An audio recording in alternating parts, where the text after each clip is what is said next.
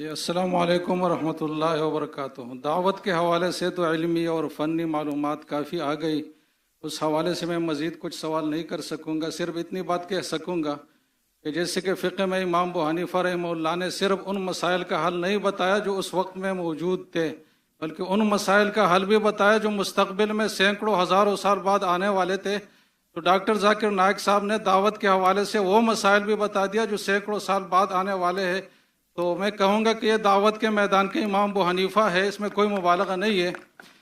बाकी मेरा सवाल इस मजमे के हवाले से कुछ थोड़ी सी गुजारिश ये है कि उलमा का मजमा है, तो अब उलमा के हवाले से कुछ हिदायत अगर इरशाद फरमाए कि उलमा आवाम के साथ जो डीलिंग रखे वो किस तरीके से रखे, उसके आदाब क्या हो, आपस में जो उलमा के इख्तिलाफात है जो तक क़यामत रहेंगे उस हवाले से उनका रवैया क्या हो। और तीसरा यह कि स्टेट और हुकूमत के हवाले से उलमा कैसा किरदार अदा करे, इनकी जिम्मेदारी क्या बनती है। इन तीनों हवालों से अगर आप मुख्तसर से कुछ तजावीज़ इरशाद फरमाए तो बहुत फ़ायदे के बायस होगा। उस्ताद जी ने जो फरमाए, शेख ने ये कहा कि मैं अबू हनीफा हूँ दावती मैदान में, ये मैं बिल्कुल सही नहीं मानता हूँ। मैं उनका 0.001% भी नहीं हूँ। आपने मोहम्मद में कह दी तो इंशाल्लाह आपको सवाब मिलेगा, लेकिन मैं समझ रहा हूँ जो उलमा जो पास्ट के थे, अबू हनीफा, इमाम शाफी, इमाम इब्न हम्बल, इमाम मालिक, मैं अल्लाह भी मुसीबतौल रहीमुल्लाह, वो तो उनका दर्जा ज़रा कुछ और ही है। जिस तरह की शेख दीदात ने मुझे कहा दीदात प्लस, वो तो मुझे एक हिम्मत अफजाई के लिए कहा। दीदात का मयार दीदात है, दीदात प्लस कहा तो इंशाल्लाह सवाब मिलेगा, लेकिन मैं दीदात प्लस हूँ तो आप जज़ाकल्लाह, अल्लाह को ज़्यादा खैर दे, लेकिन मैं उनका 0.001% भी नहीं हूँ। यहाँ तक आपके सवाल है कि उलमा आपस का कैसा रवैया रहना चाहिए। मैं वो सही इंसान नहीं हूँ, लेकिन मैं तजुर्बे से कह सकता हूँ, क्योंकि मैं तो अपने आप को आलिम तो नहीं कहता हूँ, क्या कुरान या I may be experienced in comparative religion, तक़ादुल अध्ययन में ठीक है, मेरा ज़रा ज़्यादा मुताल्ला है, लेकिन मैंने कई चीज़ नहीं कही। जो दावत का जो टॉपिक था ना, कोई कहेगा जाकिर मैंने तो 1% भी बात नहीं की, तकरीर कर ली, सही है। दावती मैदान का जो एक मास्टर की दावती मैदान की है सूरह इमरान सूरा नंबर 3 आयत नंबर 64। कुल याल किताब को अहले किताब से तालो इला कलिमतिन सवाइम बैनना व बैनकुम, आओ हम उस बात की तरफ जो आप और हम में यकसा है। सबसे पहली बात क्या है? अल्लाह नअबुद इल्लल्लाह, कि हम एक अल्लाह की इबादत करें। मतलब नुश्क भी चाहिए हो कि हम आपस में किसी को शरीक न करें, नुश्क भी चाहिए हो। वला यत्तखिज़ बादुना बादन अरबाबन मिन दुनिल्लाह, हम आपस में किसी को माबूद न बनाए।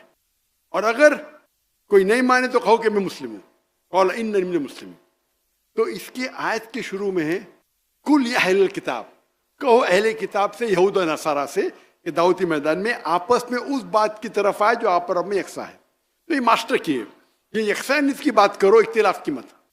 लेकिन कई बार अगर कुरान मजीद में कहा गया या नबी, अल्लाह के रसूल को मुखातिब किया है, लेकिन उसका जो हुक्म है वो सारी उम्मत के लिए, तो डिपेंड्स किस तरीके से आयत नाजिल होती है। तो ये खुसूसन मुखातिब है अहले किताब से, यहूद नसारा से, लेकिन ब्रॉडर वे में आप कोई भी गैर मुसलमान से इस्तेमाल कर सकते, चाहे हिंदू हो। तालो इला कलिमतिन सवाइम बैनकुम, एक्सटेंशन बाय रूल। तो हिंदू किताब से भी तो पहली बार जब मैं तकरीर की हिंदुइज्म और इस्लाम में यकसानियत, फतवे लग गए। मैं दुबई में लेक्चर दे रहा था तो मेरे खिलाफ पैम्फलेट काफिर काफिर का, मैं क्या हो गया भाई, लेक्चर तो सुने नहीं, हो ही नहीं सकता है। अरे भाई लेक्चर को सुनो, अगर मैं कोई शरीयत के उसूल को तोड़ा, मैंने घरबान पकड़ो और लेक्चर खत्म हो, माशाअल्लाह क्या तकरीर है माशाअल्लाह, तो मौजूद देख के आप फतवे। तो ये एक्सटेंशन वाइज आप कोई भी गैर मुस्लिम के से इस तरह। मैं और एक दर्जा आगे जाता हूँ, ये आयत अब मुसलमान जो गैर फिरके उस पर भी इस्तेमाल हो सकती। तालो इला कलिमतिन सवाइम बैनना व बैनकुम, आओ हम उस बात की तरह जो आप और हम में यकसा है। तो जो भी अच्छे आलिम है, और माशाअल्लाह मैं जैसा मैंने कहा 2 दिन पहले, मैं कई उलमा से मैं सीखा हूँ, हनफी उलमा से, शाफी उलमा से, हम्बली, मालकी से भी। मालकी तो बहुत कम होते, मालकी उलमा से भी सीखा हूँ मैं आलिम ने उनकी सीखा हूँ, घंटों घंटे दिन महीनों माशाअल्लाह। तो बोलते ना मैं यूनिवर्सिटी से फारिग नहीं हूँ, लेकिन आलिम के छत्र छाया में माशाअल्लाह। तो इसीलिए माशाअल्लाह की मदद है, उनकी दुआ है। तो आप देखेंगे ये जितने भी सेक्ट है या फिरके है, उनमें 95% सेम है। जब 95% सेम है, ये 5% पे क्यों झगड़ा? इसके अंदर 2% का फर्क होगा, इसमें 3, किसमें 4। और देखा जाओ तो हाथ का मानना चाहिए, कोई बोलेगा सीने पे, कोई बोलेगा, ठीक है हदीस में आता है। लेकिन कोई ये नहीं कहता है कि हाथ ऊपर बांधेंगे तो नमाज नहीं होगी। जो बोलते हैं हाथ ऊपर बांधना चाहिए, हाथ नीचे बांधे नमाज नहीं होगी। तो कोई कहेगा कि मैं रिसर्च किया हूं, हाथ सीने पे जाना अफजल है, ठीक है। कोई बोलता है सीने पे जाना। वो डिफरेंस पहले मैं हमेशा समझता था, ये डिफरेंस क्यों है सही हदीस और ज़ईफ हदीस में। जब मैं शुरू किया, जब मैं हदीस पढ़ने लगा, तो ये बात सही नहीं है। उसका मतलब ये आलिम जानता नहीं हदीस सही और नहीं होने की डिफरेंस से बहुत कम है। अक्सर डिफरेंस है उसूल। हदीस का उसूल क्या है, फिक का उसूल क्या है। कभी कभी 7 लेवल है उसूल है फिक के, किसके 9 है, किसके 10 है। सबसे टॉप पे सब कॉमन है, सबसे हाईएस्ट है सब फिक का कुरान। कोई भी हनफी, शाफी, हम्बली, मलकी, जाफी, कुरान। नंबर 2 हदीस नहीं, मुतवातिर हदीस। हदीस के दर्जे, हदीस में मुतवातिर हदीस सब में सेम है। नंबर 1 कुरान, नंबर 2 मुतवातिर हदीस। जो मुतवातिर हदीस है उसमें कोई इख्तिलाफ नहीं। तो अक्सर जब मेजर प्रॉब्लम में उसूल सेम है। मैं एक मिसाल दूंगा उसूल बात करने के पहले। अगर एक फॉर्मूला है मैथमेटिक्स में, 5 + 6 into bracket multiply by 3 divide by 2 into bracket 5 - 2, answer क्या है? कैसा सॉल्व करेंगे आप? बॉड मास। आपने सुनी मेरा लेक्चर? बस अभी ज़हन में आया। माशाल्लाह। जैसे कि आपको इल्हाम होता है, हमें भी होता है। माशाल्लाह। इल्हाम की बात आ गई। मैंने तकरीर किया था, अभी पॉडकास्ट किया था।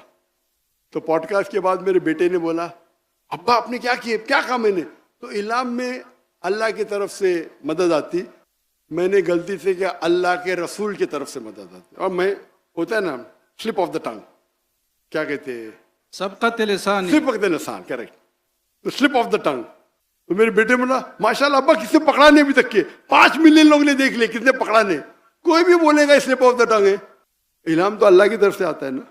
तो अभी उर्दू में, और उर्दू में ज्यादा स्लिप ऑफ द टंग होता है। तो मैंने कहा कि मुझे जवाब पता नहीं, अल्लाह की मदद आती, अल्लाह के रसूल की मदद है। मैंने अल्लाह के बदले अल्लाह के रसूल कह दिया। तो उसके ऊपर सोशल मीडिया में कल से जंग छिड़ गई। पाकिस्तान में तो आम है ना पकड़ना, तो उसके ऊपर डिबेट शुरू। अभी मैं इतने बार तकरीर करता हूं, अगर ऐसी कोई मिस्टेक निकालता है जानबूझ के, बिल्कुल गलत है। क्यों? वो बाकी लेक्चर देख चुका है मेरे।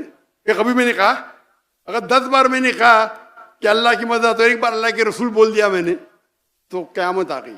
उसको पकड़ के कोई भी बड़ा आलिम कभी भी ऐसा नहीं कहेगा, कभी भी नहीं करेगा। ये छोटे लोग हैं जो फेम चाहते कि मैं जाकिर नाइक की गलती निकाल। मैं कहाँ कहता हूँ कि मैं 100% सही हूँ, गलती को निकाले। अरे ऐसा कहा।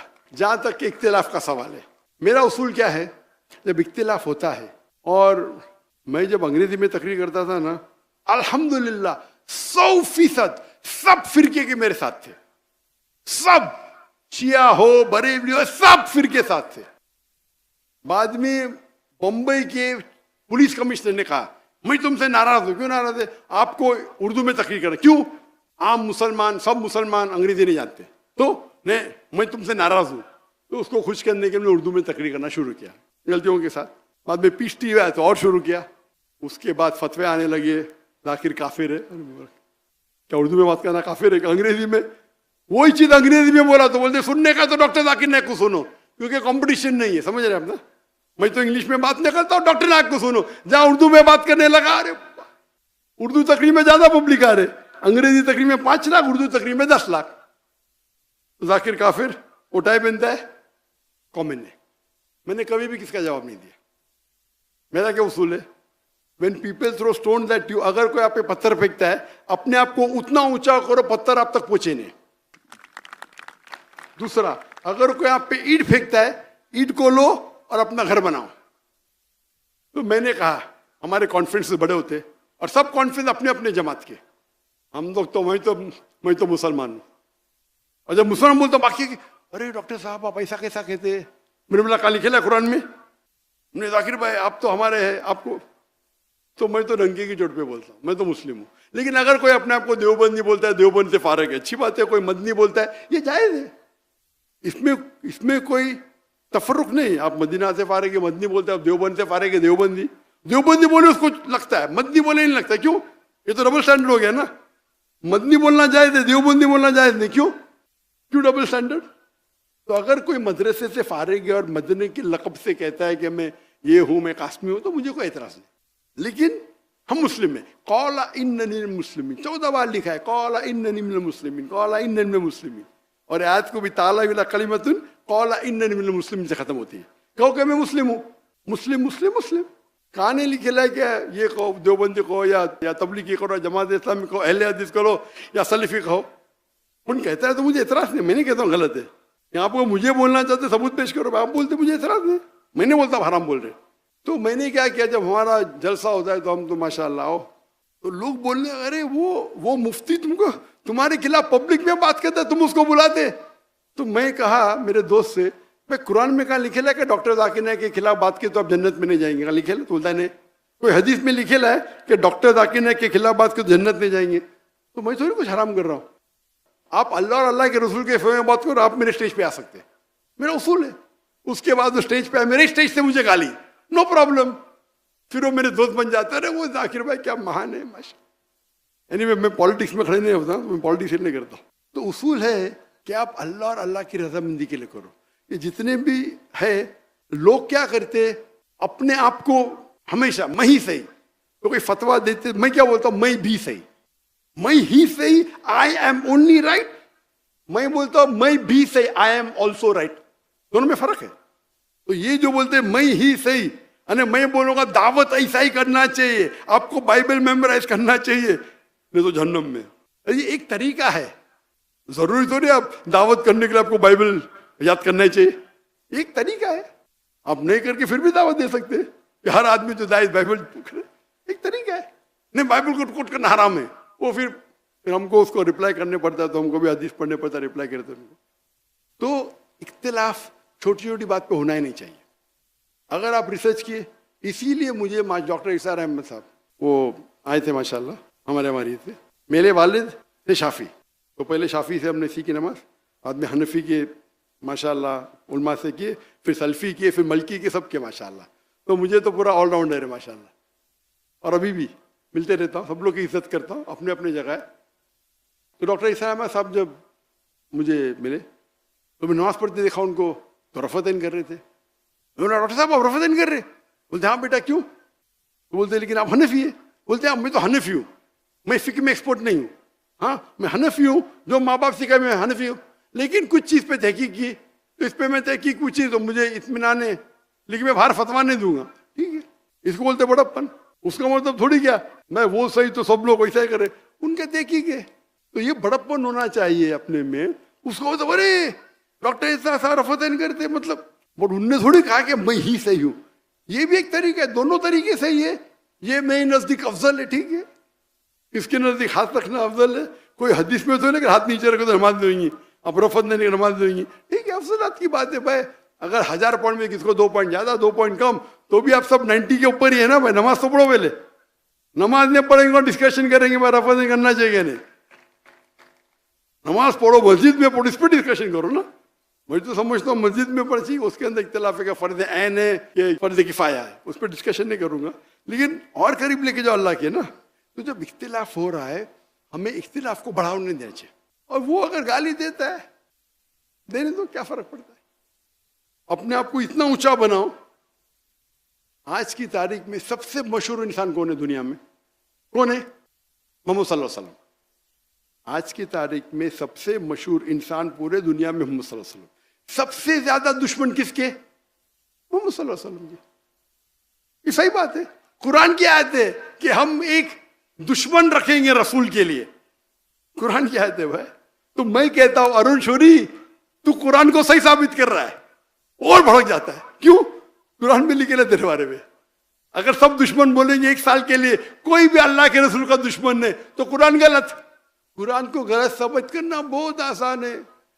सब लोग दुश्मन मिलके बोले 1 साल तक हम कुरान को अटैक नहीं करेंगे, हम अल्लाह के रसूल को अटैक नहीं करेंगे, तो कुरान गलत साबित हो जाएगा। हाँ कि नहीं? ये ओपन चैलेंज है अल्लाह का।